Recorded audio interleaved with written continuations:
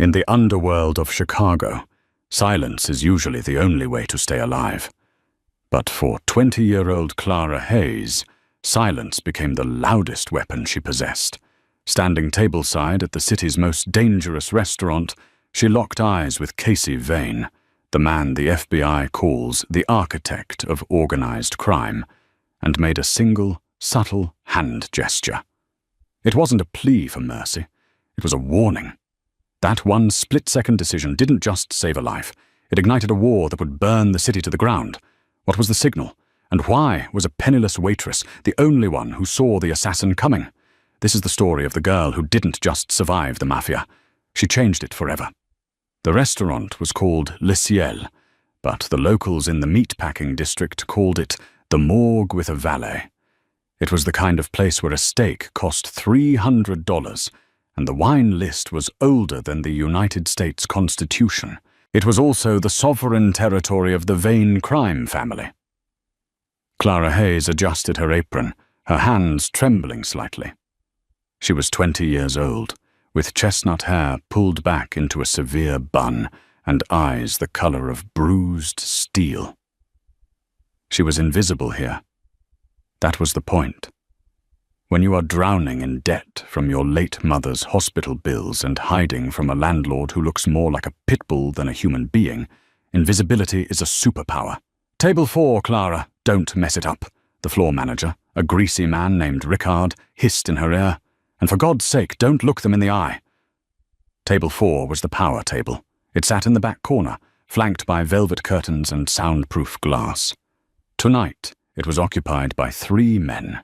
2 were muscle, thick necks, suits that strained at the shoulders, eyes scanning the room like radar. The third man was different. He was leaning back, swirling a glass of amber scotch. Casey Vane. Even if you didn't read the crime beat in the Chicago Tribune, you knew Casey Vane. He wasn't the loud, brash gangster of the movies. He was 32, sharp-featured, and dressed in a bespoke charcoal suit that cost more than Clara would make in 10 years. He had the cold, terrifying stillness of a predator that has already eaten and is just watching the herd for sport. Clara picked up the heavy silver tray. Her job was simple: deliver the osso buco, refill the water, disappear. As she navigated the dining floor, the atmosphere shifted. The air grew heavy. A man in a waiter's uniform she didn't recognize was coming out of the service bar. He wasn't one of the regulars. He moved too efficiently. Clara paused by a decorative fern, watching him. The new waiter was carrying a fresh bottle of scotch toward table 4. As he adjusted the bottle on his tray, Clara saw it. A tiny, almost imperceptible motion. He slid a needle-thin capsule from his sleeve and popped it into the decanter. It dissolved instantly. Ice flooded Clara's veins. She knew that movement. She had grown up in a neighborhood where drug deals happened on the playground swings. She knew a spike when she saw one. The hit was on, and it was happening in 30 seconds.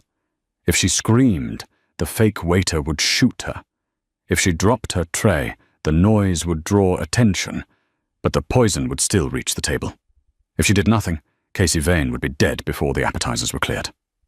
"Why do I care?" she thought desperately. "He's a monster. Let him die." But Clara had a problem. If a boss dies on her shift, in her section, everyone working that night becomes a loose end. The Vane family wouldn't interrogate the staff. They would liquidate them. Her survival was tied to his.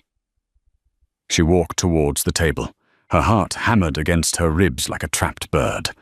The fake waiter arrived first. "Compliments of Mr. Rousseau, sir," the man said, his voice smooth, placing the poisoned decanter on the table. Casey Vane didn't look up. He was reading a message on his phone. "Leave it," he said dismissively. The assassin bowed and stepped back, retreating into the shadows to watch his handiwork. Clara approached. She had to pour the water. It was her only chance.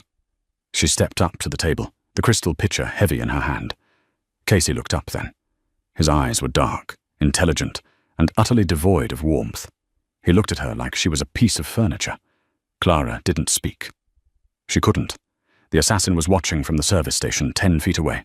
She poured the water into Casey's glass. As she lifted the pitcher, she caught his gaze. She didn't blink. She held her left hand against her apron, shielded from the rest of the room but visible to him. She tucked her thumb into her palm, then trapped it with her 4 fingers. The violent signal. Then she did something risky. She tapped her index finger twice on the rim of the Scotch glass, the one the assassin had just delivered, and then slashed her finger across her throat in a micro-movement. It took less than a second. Casey Vane didn't flinch. He didn't frown. He simply stopped swirling his drink. He looked at the Scotch. Then he looked at the fake waiter hovering in the distance. Then he looked back at Clara. For a terrifying moment, nothing happened. Clara felt sweat trickle down her spine. Had he understood? Or did he think she was just a clumsy, weird waitress threatening him? Casey reached for the Scotch glass. Clara's breath hitched. He didn't believe me. Casey lifted the glass. He brought it to his lips, but he didn't drink. He smelled it. A subtle, sharp inhale. He set the glass down with a heavy clack. "Enzo," Casey said softly. The bodyguard on his right snapped to attention. "Boss?" "The waiter who brought this," Casey said. His voice conversational, as if discussing the weather. "Bring him to the kitchen and lock the doors."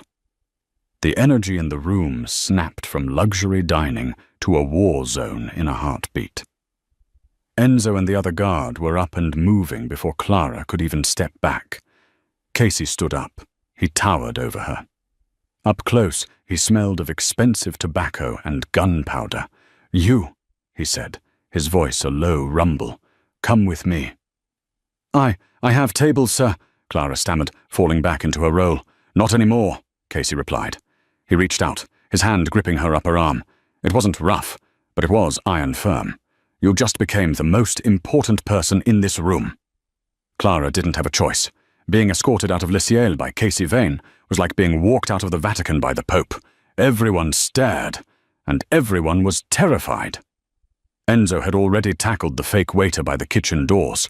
There was a sickening crunch, a muffled shout, and then the assassin was dragged out of sight. The diners went silent, forks hovering halfway to their mouths. "Keep walking," Casey commanded, steering Clara through the side exit into the alleyway. The cold Chicago wind hit her face, stinging her eyes.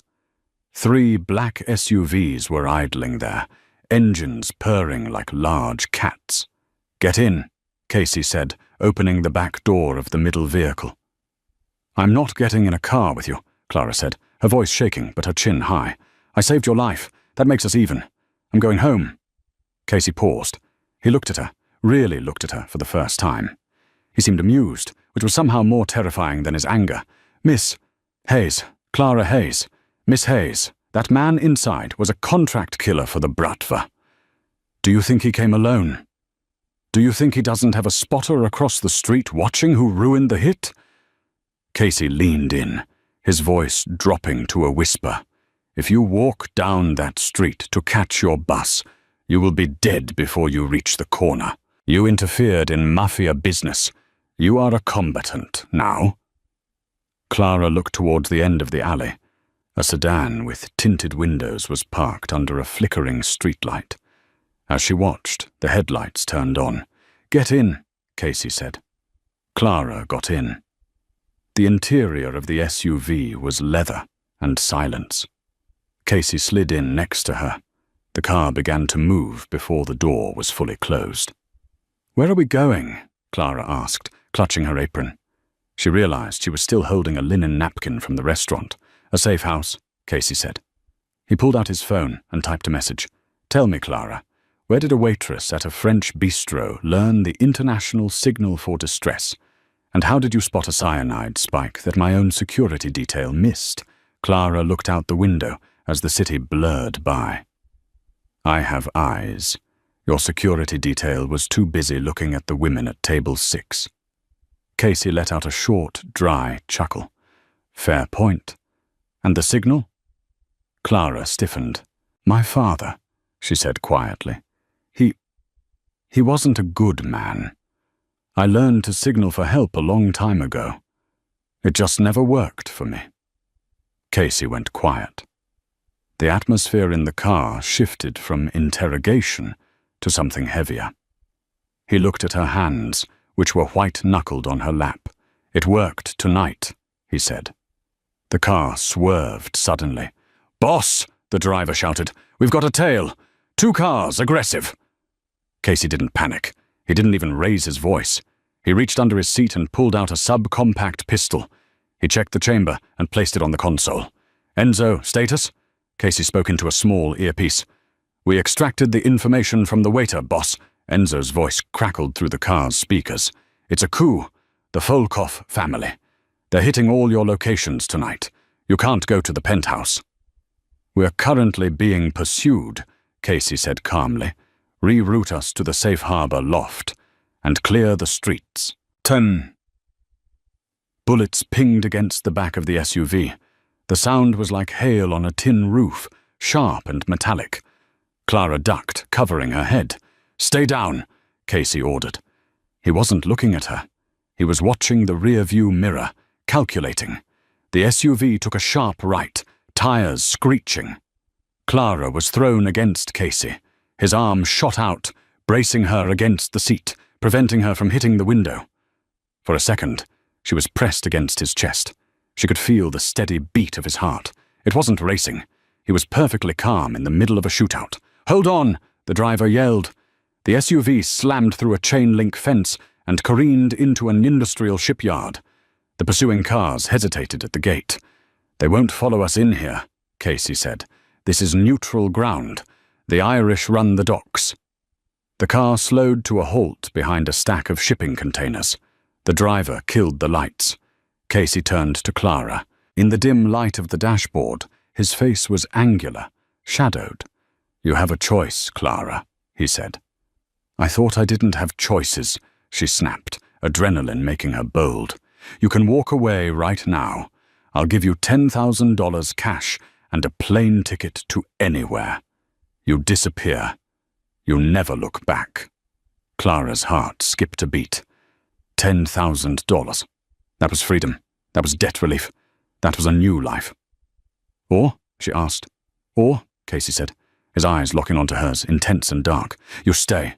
You saw the poison because you have instincts. You kept your cool. You saved my life when my own men failed. I need people who can see what others miss. You want me to work for you." "I want you to be my eyes," Casey said. "Volkov is coming for me. There is a mole in my organization. I don't know who to trust. But I know I can trust you." "Why?" "Because you had the chance to let me die, and you didn't." Clara looked at the gun on the console. She looked at the man who ruled the city's darkness. She thought about her empty apartment, the eviction notices, the fear of living paycheck to paycheck. This was danger. But it was also power. "I don't want the plane ticket," Clara whispered. Casey smiled. It was a terrifying, beautiful thing. "Good," he said. "Then welcome to the family, Clara." The safe harbor wasn't a loft. It was a fortress in the sky. Located in a repurposed industrial spire overlooking the Chicago River, the elevator opened directly into a sprawling space of concrete, steel, and floor-to-ceiling glass. Clara stepped out, her sneakers squeaking on the polished concrete. She felt small, filthy. She still smelled like stale coffee and fear. "Enzo, secure the perimeter. No one in or out without my biometric authorization," Casey commanded, walking straight to a massive mahogany desk that dominated the center of the room. He tossed his jacket onto a leather couch. "And get Miss Hayes something to eat. Real food, not takeout." Enzo, the burly bodyguard who looked like he chewed rocks for breakfast, glared at Clara. "Boss, with all due respect, she's a civilian. She's a liability. We should pay her and dump her in Nebraska."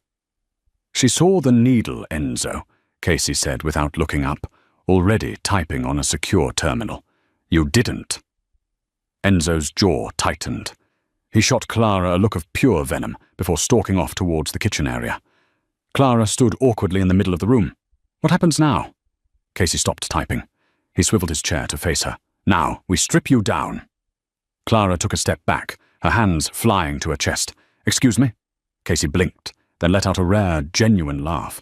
It softened the hard lines of his face for a fleeting second. "Metaphorically, Clara, and tactically. Right now, you look like a victim. You look like prey. If you are going to walk beside me, you need to look like a predator." He stood and walked over to a wall of monitors displaying camera feeds from across the city. "The Volkov family made a move tonight because they think I'm weak. They think I'm distracted. They have someone on the inside feeding them my schedule. That's how they knew I'd be at Le Ciel." "The mole," Clara said. "Exactly. I have 4 lieutenants who run my operations. One of them sold me out. Tomorrow night, there is a gala at the Art Institute. Neutral ground. All the families will be there to pretend they are civilized members of society. I need to know which of my men is lying to my face." "And you want me to tell you?" Clara asked incredulously. "I'm a waitress. I don't know how to interrogate mobsters." "I don't need you to interrogate them," Casey said, stepping closer.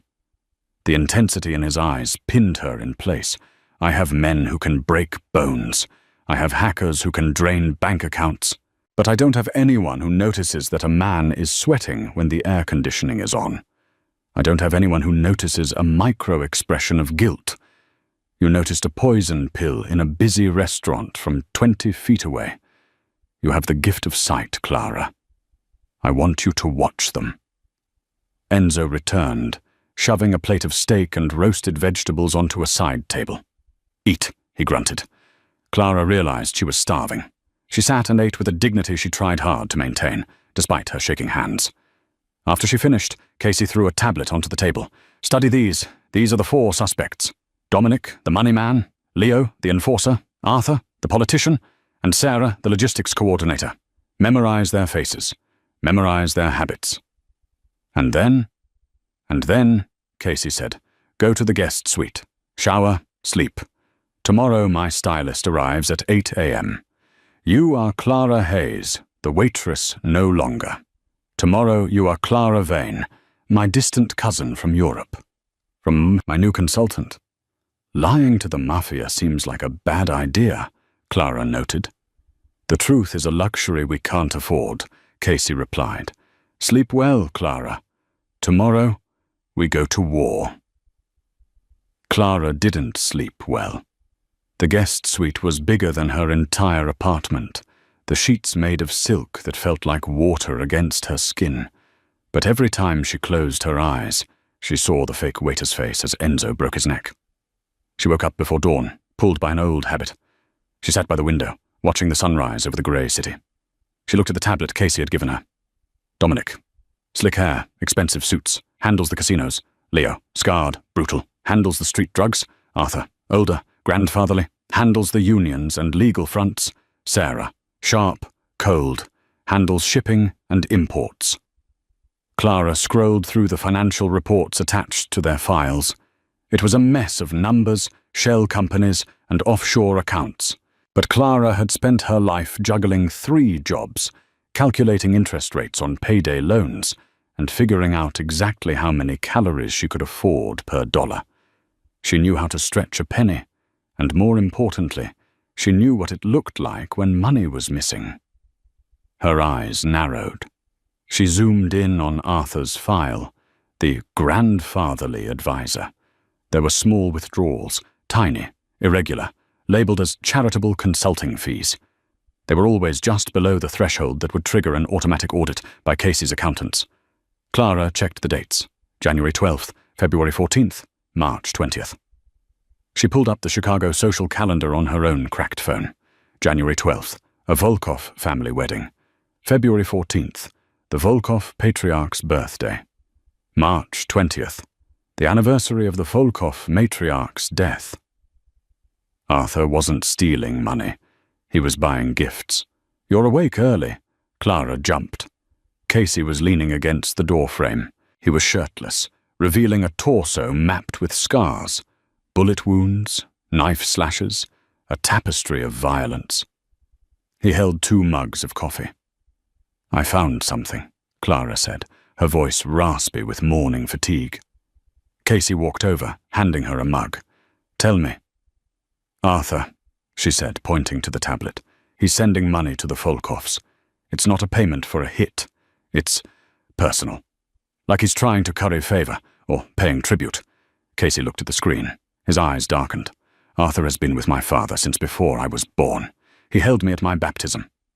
"Then he's the perfect person to betray you," Clara said softly, "because you'd never look at him." Casey stared at the data for a long time. The silence stretched, heavy and dangerous. Finally, he looked at Clara. There was a new respect in his gaze. "Get dressed," he said, his voice cold as ice. "The stylist is here. Make yourself beautiful, Clara. Tonight, we catch a traitor." The Art Institute of Chicago was closed to the public, but tonight it was alive with the glitter of diamonds and the murmur of deadly conversations. The Obsidian Gala was technically a charity fundraiser for art restoration, but in reality, it was the demilitarized zone of the Chicago underworld. Clara stood in front of a full-length mirror in the safe house, barely recognizing the reflection staring back. The stylist had been ruthless. Clara's mousy brown hair had been dyed a rich, deep mocha and styled in loose, glamorous waves. Her makeup was sharp, winged eyeliner that accentuated the steel grey of her eyes and a blood-red lip. But the dress was a weapon. It was black velvet, strapless, hugging every curve she didn't know she had, with a slit that ran dangerously high up her thigh. She wore diamond drop earrings that cost more than the building she lived in. "You look," Casey's voice trailed off as he walked into the room. He stopped. He was wearing a tuxedo that fit him like a second skin. He looked devastatingly handsome and utterly lethal. "I look like a target," Clara finished, smoothing the velvet over her hip. "You look like a queen," Casey corrected, his voice low. He walked behind her, his eyes meeting hers in the mirror. He reached into his pocket and pulled out a delicate silver choker with a small ruby pendant. "Lift your hair." Clara obeyed, her pulse hammering in her throat. Casey's cool fingers brushed the back of her neck as he clasped the necklace. The intimacy of the gesture made her shiver. "This contains a tracker and a microphone," he whispered against her ear. "If you tap the ruby twice, Enzo and the extraction team come through the windows. Do not use it unless you are about to die. Understand?" "Yes," she breathed. "Good. Take my arm." The gala was a sensory overload. Champagne flowed like water, a string quartet played Mozart, and the room was filled with men who had ordered murders before breakfast. Clara clung to Casey's arm, her knuckles white. "Smile," Casey murmured, his face impassive. "You are bored. You are wealthy. You are untouchable." Clara forced a smile. She scanned the room. She saw the Volkov contingent immediately. They were loud, occupying the center of the room. At the center was Viktor Volkov, a bear of a man with a golden tooth and a laugh that sounded like a bark. Next to him was his son, Nikolai, young, handsome in a cruel way, with eyes that undressed every woman in the room. "Steady," Casey warned, feeling her tense. "They're looking at us," Clara whispered. "Let them look." Casey navigated the room, greeting people with polite nods. Finally, they reached a quiet alcove where his 4 lieutenants were waiting. Dominic, the money man, looked nervous, constantly checking his watch. Leo, the enforcer, was drinking heavily, scanning the room for threats. Sarah, the logistics chief, was typing on her phone, ignoring everyone. And Arthur smiled warmly. "Casey, my boy," Arthur said, opening his arms. "We were worried after the incident at the restaurant. Thank God you're safe." "Hard to kill, Arthur." "You know that," Casey said smoothly. "Allow me to introduce my cousin, Clara. She's visiting from Milan." Clara extended her hand. "Charmed," she said, affecting a slight accent she'd practiced in the car. Arthur took her hand. His palm was clammy. "A pleasure, my dear. A flower in a field of weeds." Clara watched him. She watched his eyes. They didn't linger on her. They flicked over her shoulder towards the Volkov group. "He's checking if they saw him talking to us," Clara realized. "Casey," Arthur said, leaning in. "We need to discuss the shipment coming in next Tuesday. With the heat on the streets, maybe we should delay." "Delay?" Casey raised an eyebrow. "That shipment is worth 20 million. We don't delay." "Just a thought. Caution is the better part of valor." Arthur smiled weakly. Suddenly a shadow fell over the group. "Vane!" a booming voice echoed. Viktor Volkov stood there, holding a glass of vodka. Nikolai stood beside him, smirking. The air in the room vanished. The string quartet seemed to falter, then kept playing nervously. "Victor," Casey acknowledged, his voice bored.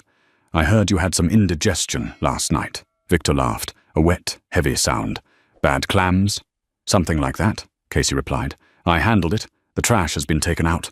Victor's smile didn't reach his eyes. "Good to hear. It would be a shame if something happened to you before our negotiations next month." Nikolai stepped forward, stepping into Clara's personal space. He smelled of expensive cologne and vodka. "And who is this?" Nikolai asked, reaching out to touch a lock of Clara's hair.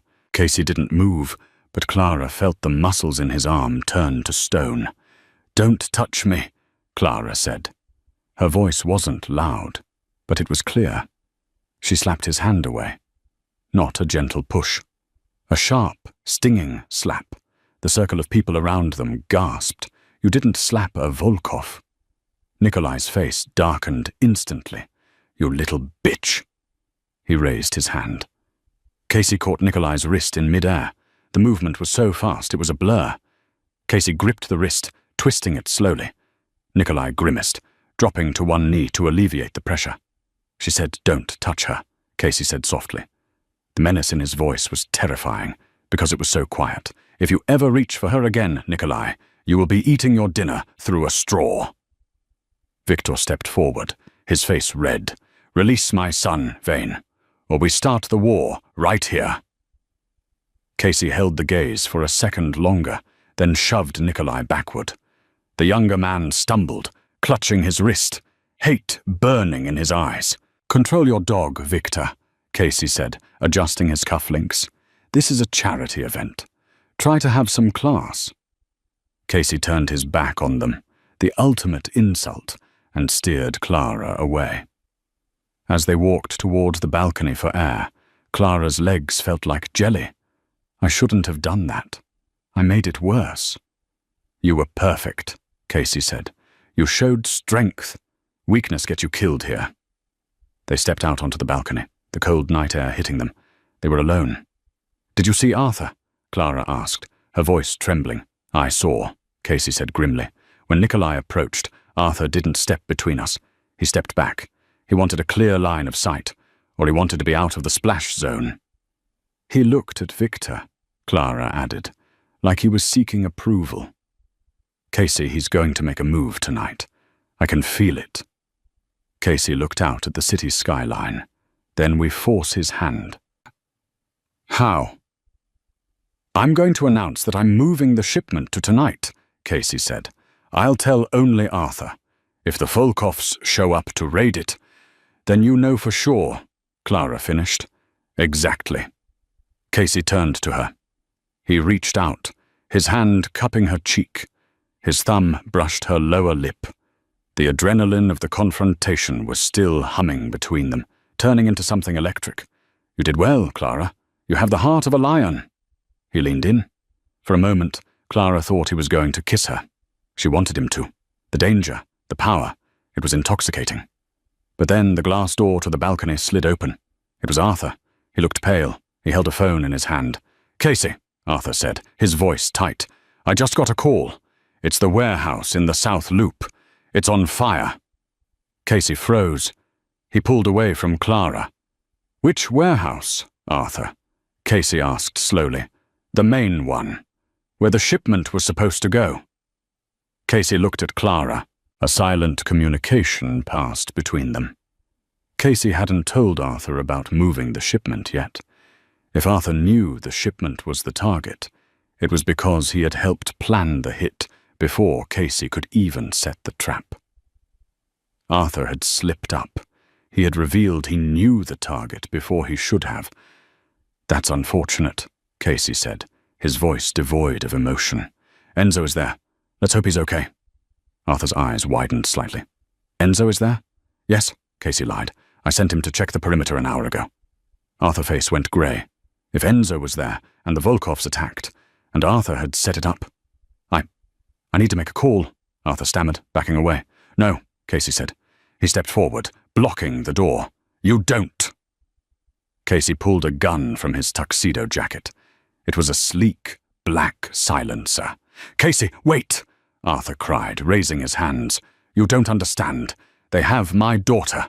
Victor, he took my daughter." Clara gasped. A twist. It wasn't greed. It was leverage. Casey didn't lower the gun. "Where is she?" "I don't know," Arthur sobbed, collapsing to his knees. "They said if I didn't help kill you at the restaurant, she would die. When that failed, they demanded the warehouse. Casey, please, I had no choice."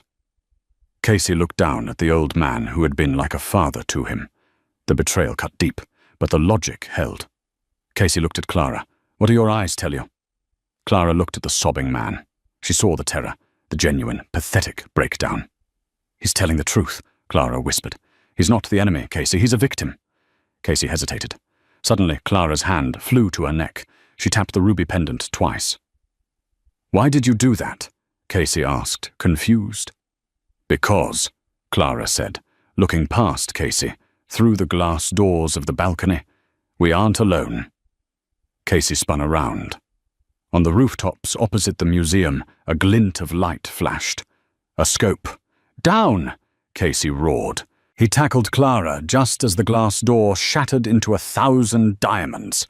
A bullet slammed into the stone railing where Clara's head had been a second ago. Chaos erupted inside the gala. Screams, gunfire. They were pinned down on the balcony. Arthur was curled in a ball, wailing. "Sniper!" Casey yelled into his comms. "Enzo, we are pinned on the east balcony. Get the car." He looked at Clara beneath him. She was breathing hard, covered in glass shards, but her eyes were wide and alert. "You saw the scope," Casey said, almost in awe. "I saw the reflection," she corrected. "Casey, we can't stay here." "No," Casey grinned, a wild, dangerous look returning to his face. "We're leaving, but first we have to save the traitor." He grabbed Arthur by the collar and hauled him up. "Move, old man. If you want your daughter back, you live." Casey grabbed Clara's hand. "Run." The safe house was no longer a sanctuary. It was a war room. The air was thick with tension and the smell of rubbing alcohol as Enzo stitched a graze on Casey's arm. Arthur sat in the corner, a broken man, clutching a burner phone. "They sent a video," Arthur whispered, his voice trembling. "An hour ago. Proof of life." Casey didn't look up from his wound. "Play it." Arthur held up the phone. On the cracked screen, a young woman, Emily, Arthur's daughter, was tied to a chair in a dimly lit room. She was crying, a piece of duct tape over her mouth. The video lasted only 10 seconds before cutting to black. "There's nothing," Enzo grunted, peering at the screen. "No windows, no landmarks. Just concrete walls. It could be any basement in Chicago." "Play it again," Clara said. She was standing by the monitors, still wearing the ruined velvet dress, though she had kicked off her heels. "Clara, we don't have time," Enzo started. "Play it again," Casey commanded, his eyes fixing on Clara. Arthur played the video.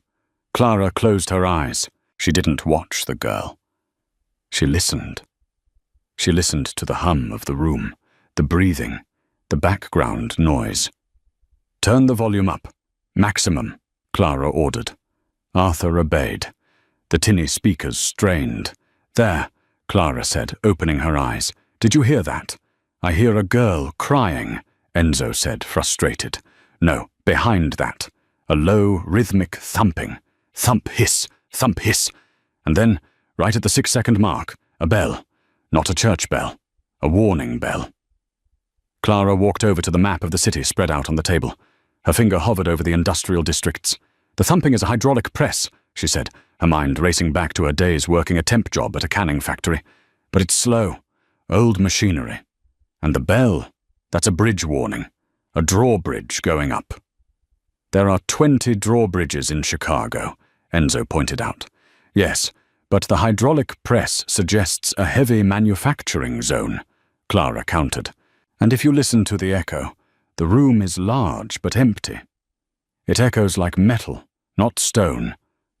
She traced the river south. Here, the old ironworks district near the South Branch.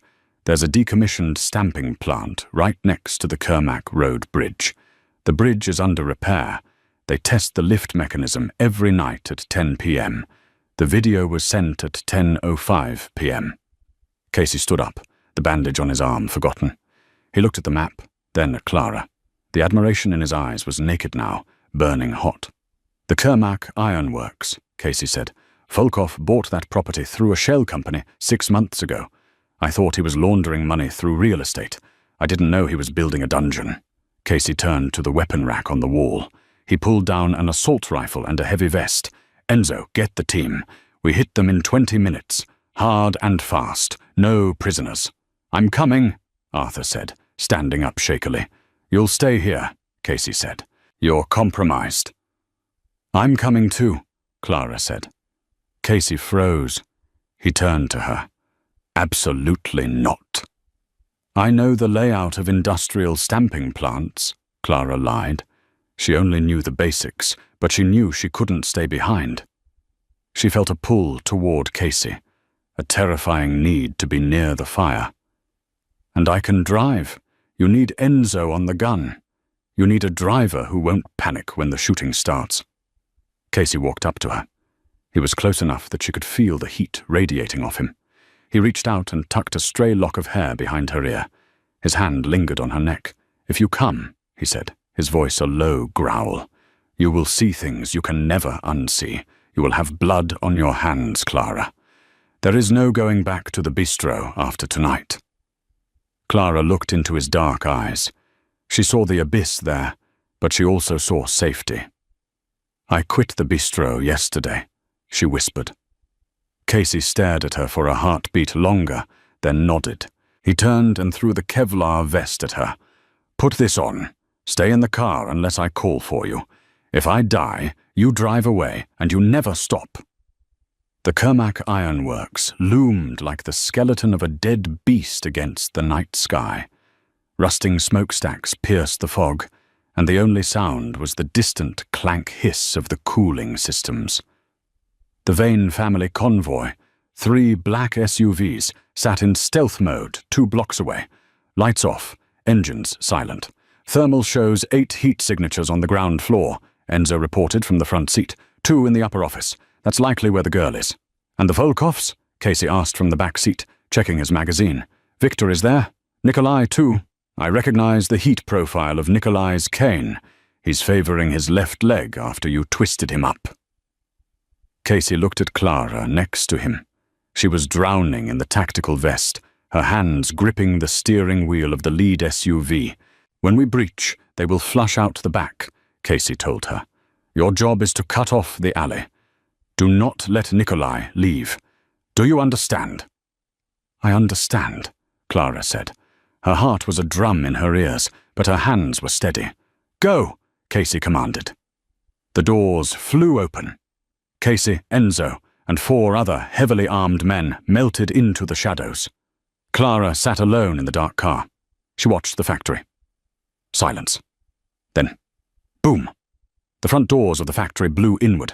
Flashbangs turned the night white. Then the staccato rhythm of automatic gunfire erupted. It was deafening. Clara grip tightened on the wheel. She watched the tactical feed on the dashboard tablet. Green dots, Casey's team, were swarming red dots. Volkov's men. Clear left, stairs, Enzo's voice screamed over the comms. I have the girl. Emily is secure. Arthur's voice cracked through the radio. Casey had let him join the extraction team. Pull back. We have the package, Casey ordered. But then the dashboard feed changed. 2 red dots separated from the group and sprinted toward the rear exit. They're running, Clara whispered to herself. She didn't wait for the order. She slammed the SUV into gear, tires screaming as she peeled out. She drifted the heavy vehicle around the corner of the factory, debris pinging off the chassis. She slammed on the brakes, blocking the narrow alleyway with the bulk of the SUV. The rear door of the factory burst open. Nikolai Volkov stumbled out, dragging his father, Viktor. Viktor was clutching his chest, blood seeping through his fingers. They froze when they saw the black SUV blocking their path. Nikolai raised his gun. Clara ducked. The windshield shattered. Glass rained down on her vest. "Drive!" her instinct screamed. Run him over, but she couldn't. She wasn't a killer, not yet. She threw the car into reverse, spinning the wheel to use the engine block as a shield. Nikolai fired again, advancing. He was limping, desperate. Suddenly a shadow dropped from the fire escape above them. Casey landed in a crouch between the SUV and the Volkovs. He rose to his full height, his gun leveled. "Drop it, Nikolai," Casey said. His voice wasn't loud, but it cut through the chaos like a razor.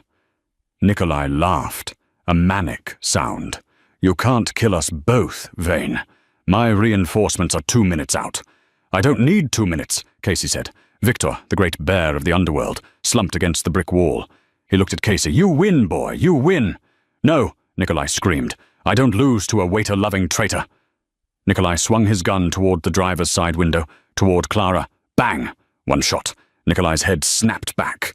He crumbled to the ground, dead before he hit the concrete. Casey stood there, smoke curling from the barrel of his gun. He hadn't hesitated.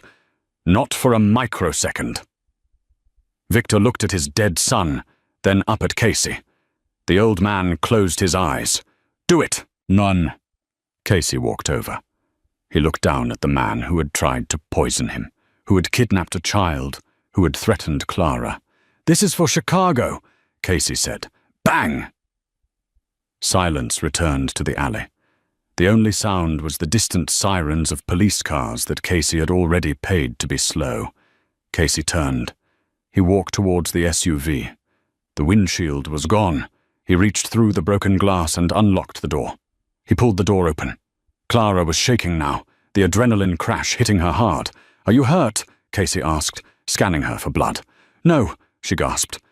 I'm okay." Casey reached in and unbuckled her seatbelt. He pulled her out of the car into the cold night air. He didn't let go of her. He pulled her against his chest, burying his face in her hair. He smelled of gunpowder and iron, but his hold was desperate, possessive. "You blocked the exit," he murmured against her neck. "You trapped them." "I told you," Clara whispered, gripping his tactical vest. "I'm not a waitress anymore." 3 months had passed since the gunfire at the ironworks ceased, but the echoes of that night had only just begun to settle into the rhythm of the city. Winter had bled into a wet, grey spring, and Le Ciel had reopened its doors. To the casual observer, the restaurant looked better than ever. The crime scene tape was long gone, replaced by velvet ropes that held back a line of eager patrons hoping for a cancellation. The stain on the plush carpet, where a fake waiter had been tackled by Enzo, had been excised and replaced by a hand-woven Persian rug that cost more than a luxury sedan. The bullet hole in the mahogany paneling near the kitchen had been filled, sanded, and varnished until not even a ghost could find it. But for those who knew, the politicians, the judges, and the rival captains of industry who filled the tables, the restaurant had changed fundamentally. It was no longer just a place to eat. It was a monument to the Vane family's victory. It was the throne room of the new Chicago. Clara Hayes sat at table 4. It was the same table she used to serve. She remembered the specific wobble of the fourth leg, the way the draft from the vent used to hit the back of her neck when she poured water. But tonight, she felt no draft. Tonight, she was the one being served. She wasn't wearing the stained white apron that smelled of dish soap and onions. She was draped in a gown of blood-red silk that clung to her frame like a second skin, leaving her back bare to the cool air of the room. At her throat, the ruby pendant, the tactical tracker Casey had given her, was gone. In its place rested a diamond choker, cold and heavy, a loop of ice that caught the candlelight and threw fractured rainbows across her collarbone. It didn't signify surveillance anymore. It signified ownership. Partnership. Ricard, the floor manager who had once hissed at her to stop making eye contact with the guests, approached the table. He was sweating, his usual oily arrogance replaced by a trembling subservience. He held a bottle of vintage Pinot Noir as if it were a holy relic. "Mr. Vane." Miss Hayes," Ricard stammered, his eyes darting to the floor. He couldn't look at her. The cognitive dissonance of serving the woman he had once threatened to fire was breaking him. "The 96 vintage, as requested." Clara watched him. She saw the tremor in his hand. She remembered how he used to dock her pay for being 5 minutes late, how he would make her clean the grease traps if she didn't smile enough. "Thank you, Ricard," Clara said. Her voice was calm, melodic, and utterly terrifying in its politeness. She didn't dismiss him immediately. She let him stand there for a beat too long, letting him sweat in the silence. Will there be anything else?" he squeaked. "Not for now," Casey answered, dismissing the man with a flick of his hand. Casey Vane sat opposite her, watching the interaction with a faint, predatory amusement. He looked different too. The perpetual tension that used to tighten the muscles of his jaw, the hyper-vigilance of a man waiting for a knife in the dark, had softened. He wasn't less dangerous. If anything, he was more so. But he was no longer hunted. He was the apex predator, resting after a feast. He took the bottle from the table and poured the wine himself. He didn't let the staff touch their glasses. That was a new rule. Only Casey poured for Clara. "You enjoyed that," Casey noted, sliding the crystal glass toward her. "He used to call me sweetheart when he wanted me to work a double shift for no overtime," Clara said, lifting the glass. "Watching him shake is therapeutic." "He knows who you are now," Casey said, leaning back. "They all do." Clara took a sip of the wine. It tasted like dark cherries and earth. She let her gaze drift across the dining room. She saw the way the conversations lulled when she looked in their direction. She saw the respectful nods from the table of union leaders in the corner. She saw the fear in the eyes of the new busboy who was trying desperately not to drop a tray. "The merger?" Clara asked, shifting the topic to the only thing that mattered in their world. "Business. Complete," Casey replied, his voice low. "The Volkov territories have been absorbed. Their distribution networks in the South Loop are now running our product. We didn't even have to fire a shot. After Victor and Nikolai fell, the captains fell in line. They value profit over loyalty. And the West Side? Quiet as a grave. The gangs know better than to move against us while the blood is still drying on the pavement." Casey reached into his jacket pocket and pulled out a small, cream-colored envelope. He slid it across the white tablecloth. Clara picked it up. It was heavy cardstock. Inside was a simple photo of a sunset over a beach and a short, handwritten note. "Thank you." "Arthur," she whispered. "He's in Boca Raton," Casey said, watching her reaction closely. "He and Emily. I bought them a house under a shell company. It's small, quiet, far away from the cold." Clara ran her thumb over the handwriting. Arthur had betrayed them. By the old laws of the Mafia, by the code Casey had lived by his entire life, Arthur should be buried in a foundation somewhere. But Clara had stopped it. She had seen the difference between malice and desperation. She had convinced Casey that mercy, used correctly, was a greater show of power than violence. "You did the right thing," Clara said. "Killing him would have made you a monster. Letting him go makes you a king." "It makes me soft," Casey countered, though there was no bite in his words. "It makes you unpredictable," Clara corrected, "and that is much scarier."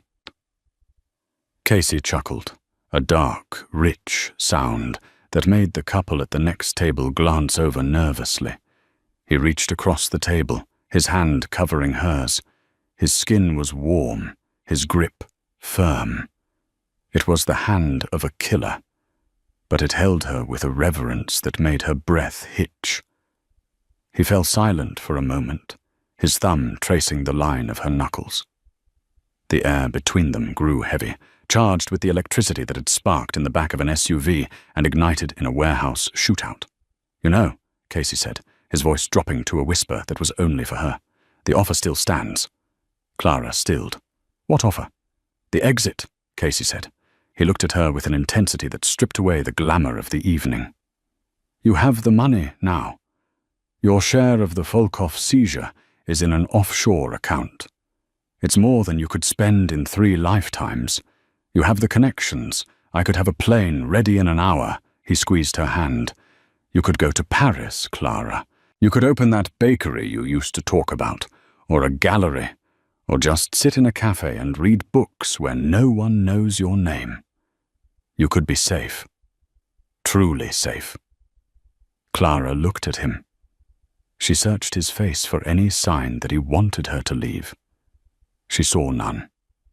She saw a man who was willing to let the only light in his life walk away if it meant saving her from the darkness he inhabited. She thought about the safety he offered. She thought about her old apartment with the leaking radiator. She thought about the invisibility of poverty, the way people looked through her as if she were made of glass. She thought about the silence she had lived in for 20 years, swallowing her anger, swallowing her pride, just to survive another week. Then she thought about the weight of the gun in her hand at the ironworks. She thought about the rush of adrenaline as she blocked the alleyway. She thought about the way the room had gone silent when she walked in tonight. She looked at Casey, the scars on his hands, the intelligence in his eyes, the brutal, beautiful power he wielded. He was a monster, yes, but he was her monster. And standing beside him, she wasn't invisible. She was burning bright enough to blind them all. "I don't want to be safe, Casey," she said softly. Casey tilted his head slightly. "No, it's a nice life. Quiet, predictable. Safety is for people who are afraid of the dark," Clara replied, her voice gaining strength, steel entering her tone. "I've lived in the quiet. I've lived in the safe, small corners where I was told I belonged. I hated every second of it." She turned her hand over, lacing her fingers through his. The contrast of her pale skin against his tan hand was stark. "I don't want a quiet life," she whispered. "I don't want to be a spectator anymore." Casey smiled. It wasn't his public smile, the polite mask he wore for the politicians. It was a smile that reached his eyes, a wolfish, possessive expression that made her heart hammer against her ribs. "What do you want, Clara?" he asked. Clara leaned forward. The candlelight danced in her eyes, reflecting a hunger that matched his own. She tightened her grip on his hand. "I want everything," she said. Casey lifted her hand to his lips. He kissed her knuckles, his eyes never leaving hers. It was a seal, a vow, a coronation. "Then," Casey murmured against her skin, "everything is yours." Clara Hayes, the girl who had once been invisible, turned her head to look out the floor-to-ceiling windows at the sprawling, glittering skyline of Chicago. The city lights looked like diamonds scattered on black velvet. It was beautiful. It was dangerous. And it was hers. She didn't need to make a hidden signal with her hands anymore.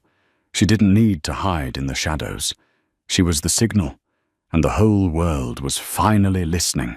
And that is how a single silent gesture changed the fate of an entire city. From a terrified waitress to the queen of the Chicago underworld, Clara's story proves that sometimes the most dangerous weapon isn't a gun. It's the ability to see what others miss. If you enjoyed this twist-filled mafia romance, please smash that like button. It really helps the channel grow. What would you have done in Clara's position? Would you have taken the money and ran, or stayed for the power? Let me know in the comments below. Don't forget to subscribe and hit the notification bell so you'll never miss a story. Thanks for watching, and I'll see you in the next video.